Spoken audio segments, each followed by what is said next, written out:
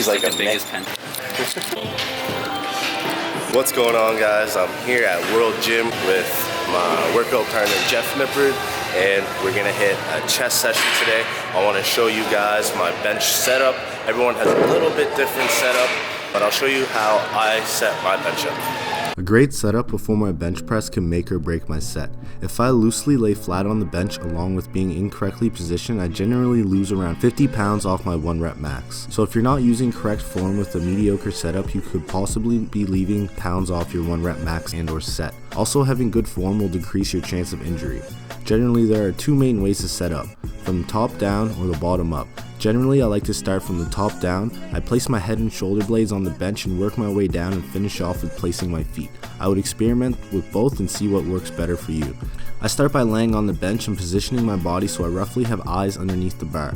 I then place my shoulder blades and retract them like I'm trying to squeeze and crush a pencil, and then drive them firmly into the bench.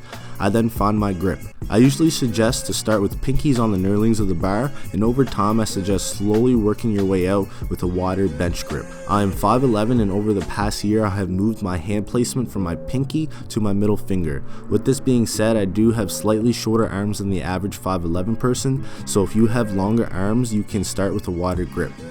Next, I create an arch with my spine, driving my glutes into the bench. Lastly, I shuffle my feet towards my head, ensuring my entire foot, including my heel, is fully planted onto the ground. Bring them as far back as comfortably possible, trying to become as tight as possible. You should now have 3 constant contacts with the bench: your head, shoulder blades, and glutes.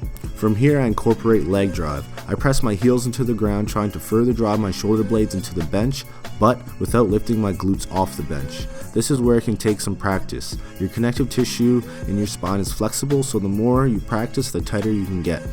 From here, you want to keep constant tightness throughout your entire body. It can easily be lost by a bad lift off. While keeping tight, you want to bring the bar above your chest. Lower the bar to your mid to lower chest, and without bouncing, touch your chest and press the weight up. You want to press the bar up, then slightly back, but not as far as your shoulders. Just slight movement back towards your face. While moving the bar, you want to keep your elbow in tight towards your body. You will have a slight curve in the bar path going towards your face as you press the bar up. A common mistake is to keep the bar directly over your shoulders as you descend and press the bar. This motion is not efficient and also have a higher risk of injury. Once you have all of this down, which does take much practice, there are more advanced techniques. First, I start with breathing. Before descending the bar, you want to breathe in and brace.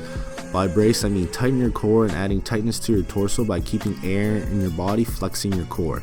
During the hardest part of the concentric portion of the movement, which can be different for everyone, you want to tighten your core and forcefully breathe out while driving the bar back. This will help give you an extra push during your sticking spot.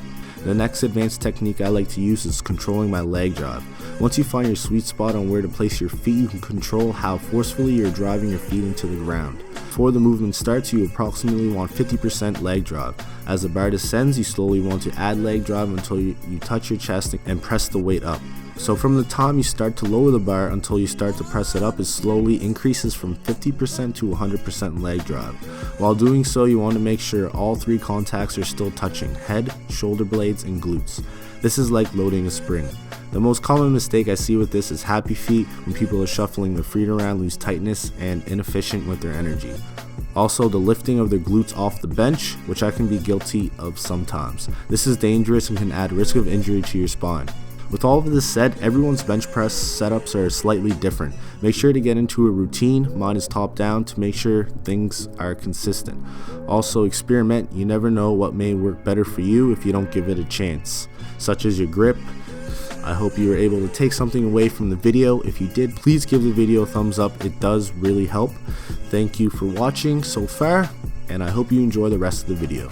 What's going on, guys? So I just smashed 5 reps on the bench with 315. That's an all-time PR for me, and I'm weighing around 180, 185 pounds, so I'm super stoked on that. And then I hit 2 more sets of 3 reps each, so I'm trying to get used to the heavier weight in my hands. Now I'm here on the incline hammer strength press, and I'm going to be focusing more on hypertrophy. I will let you in this game. When I'm down, 'cause with you I'm saving some, I'm saving some, I'm saving some, I'm saving some, I'm saving